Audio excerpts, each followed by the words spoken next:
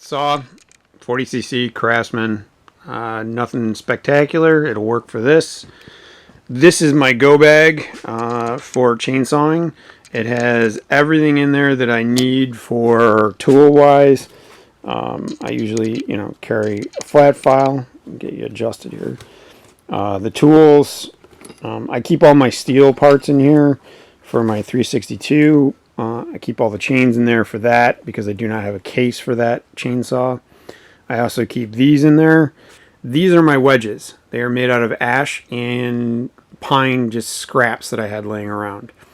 They're cut to the thickness of the bars and chains. The pine ones are set for this particular bar and chain.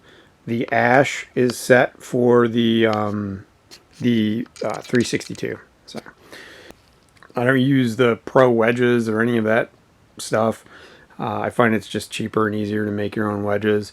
I use those for wedging in between the slabs that I'm cutting while I'm cutting. There's a lot of tension in wood. Sometimes that tension comes back on the saw. You don't want that to happen, so you wedge the end and then you start wedging as you go. The nice thing about these homemade wedges is if you hit them with your saw, it doesn't matter. The saws are going to chew them up. It's not going to hurt your chain, and you can keep on milling with no problem. If you ruin a bunch of them, you just make some more. They're cheap and easy. And it's really important because it's not ruining a chain, which is not cheap. Okay, on to the drill and screws. I have these because I attach my rail with them. That if you are going to use a cordless drill, make sure you do not have your clutch set to drill. You want it on a lower setting, and that is so you don't strip the tops or the heads of your screws out. So that's for attaching the rail to the log, and we'll get into that later. This is the case for this particular saw.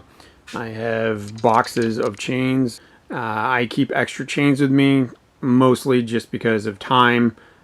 I don't do this, as a pro, so I kind of want to get in and get out, enjoy my time milling, not enjoy my time, sitting there sharpening chains. If you're just getting into this, maybe have like 1 to 2 chains to start, especially if you're not sure about that, or if you want to do this, unless you have an unlimited budget, and then have at it. Inside the box, I have the files, I have pliers, I have screwdriver for this particular saw. That brown bag is full of a new clutch. I've already burned one out in this, and I got a deal to buy 2 for 1, so I have an extra clutch for whenever I burn it out again. That being said, you will burn parts on your saw. I don't care what brand you buy. If you're going to use it a lot, you are eventually going to wear parts out. You're going to wear bars out, you're going to wear chains out, you're going to need to replace spark plugs and filters and so forth. There's no magical saw that you buy out there that you never have to do any maintenance on or replace parts on, especially if you use it a lot. Okay, on to safety equipment. To start off with, I wear steel toe boots. Technically, these are composites. Steel toe, composite, whatever. You want to wear them because you do not want slabs, logs, chainsaws, whatever falling on your feet and hurting your toes. Plus, it'll give you a little bit of protection if you accidentally drop your saw on your toe. Just starting out, you definitely want safety equipment just in case. And even pro guys, obviously, you guys know the drill. And gals. The other thing that I wear is overalls. It sounds kind of goofy, but you get filthy, especially when you are milling. You are going to have sawdust all over the place. The wind shifts, you're going to have sawdust all over the place. And I generally like to keep my underclothing a little clean because usually if you're milling out in the field, or you're at home, and then you're going back into your house full of sawdust and chips and so forth. It's just a nice way to do it. Plus overalls, I have this little hammer pocket because these are carpenter overalls. I forgot. I actually bring like a small hammer with me so that I can pound those in. That is really actually kind of important. You need a hammer to pound your wedges in. I also really like these because of the flap. Picking up you know, slabs, whatever. A lot of times you're using your stomach and your waist to maneuver things so you don't hurt your back. Having that added, you know, just layer of protection there, plus, you know, keeping whatever you're wearing a little cleaner. That's really, really nice for me. These are lightweight overalls, should be noted. In the winter, I do have a set of heavy overalls that I wear, and usually it's just them and like an underlayer, just so I don't get too hot. So on to gloves, I use these gloves because they're padded. I've seen tons of different gloves. Again, I'm not brand oriented or anything. This is just, you know, I got these as a gift for Christmas, and they have been wonderful for milling. I wear a respirator. I have pretty bad allergies, which is hilarious because I'm a, you know, hobbyist woodworker, and I do this. But yeah, allergies are brutal. I also have a full face respirator. Bought this a long time ago when I was doing material blasting. Comes in really, really handy for milling. I use these particular earmuffs. I've gone through, I don't know how many pairs. These particular ones are insanely good. The noise canceling is probably twice the ones that I had last time. The rubber is much more comfortable. That headgear is more comfortable.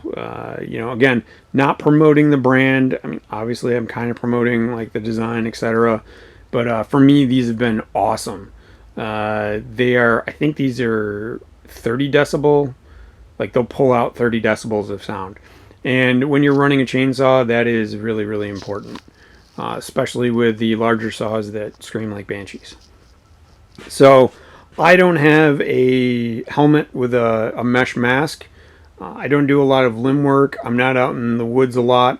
I do most of my milling in fields or at my house, in my driveway. So I just have never really needed a reason for it.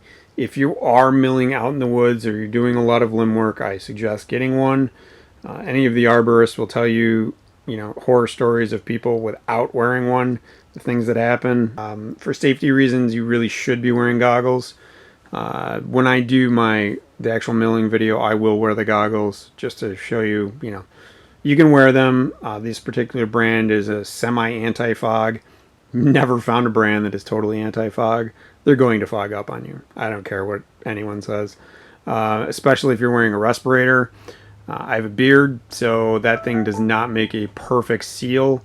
So some of that hot air when I exhale is coming right back up into my glasses and into those goggles. I also wear chaps. If you are getting into chainsawing, period, you should get a pair of chaps. Don't care about the brand, but basically there's a material inside of these that it's like little pieces of rope.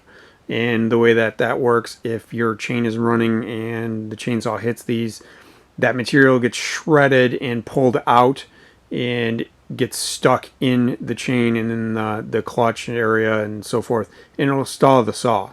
There are videos out there you can watch of how fast and how well that works. Just get chaps. Spend the money. That being said, I want to make a note about anyone that thinks that their overalls are going to save them. I don't care what brand you buy. As far as I know, none of the overalls have the same material that's in those in their overalls. So you are cutting hardwoods, softwoods, whatever.